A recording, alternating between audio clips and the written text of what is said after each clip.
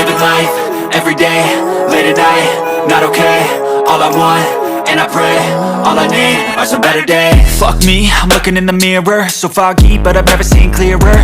I don't really think anyone can save me, and honestly I'm not really sure I want saving. I like to be my own worst enemy. There's no risk if you don't try at anything, so I'ma just keep buying everything. See you in the next life, have to be a better me. I don't think that my head's on straight, gotta flip it and grip it and go and get an x-ray.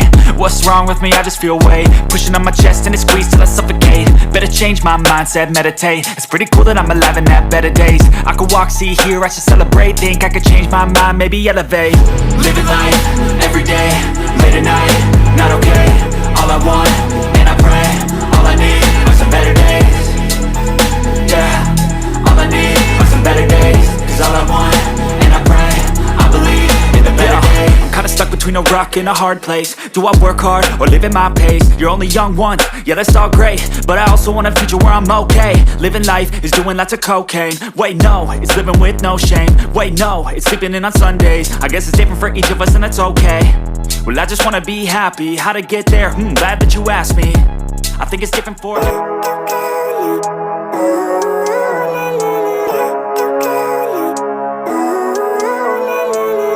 living life, everyday, late at night, not okay.